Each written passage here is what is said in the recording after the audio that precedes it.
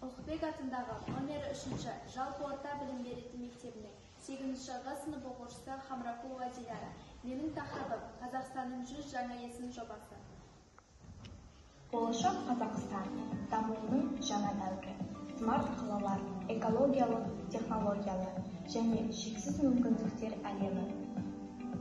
Қазақстанның 100 жаңа есім жобасы жаңа дәуір қахрамандары.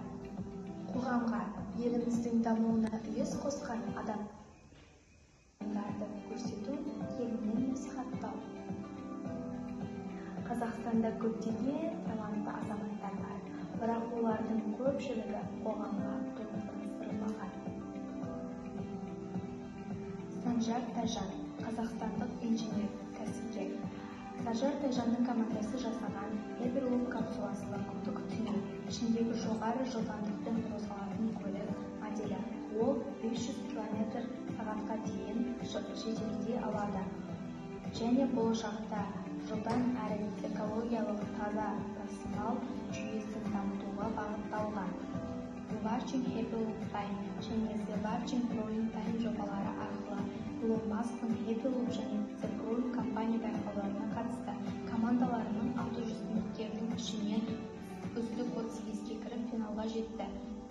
Бірақ оның байқауларына жоғары нәтиже көрсеткен.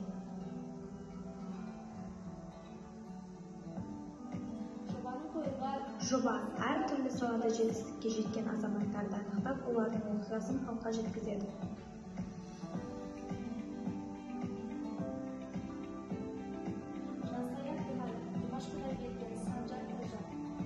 Жансая Әбдімәлік, қазақстандық шахматшы, халықаралық гроссмейстер, әлемдік аренада қазақ жастарының дарындылығын дәлелдеген тұлға. Димаш Құдайберген, әлемдік деңгейдегі қазақ әншісі, өзінің ерекше дауысы арқылы Қазақстанның мәдениетін жаһанға танытып жүр.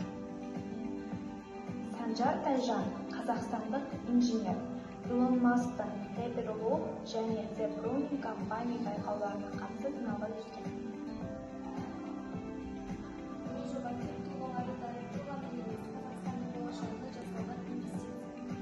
Бұл жоба тек тұлғаларды дәріптеу ғана емес, Қазақстанның болашағына жасалған инвестиция.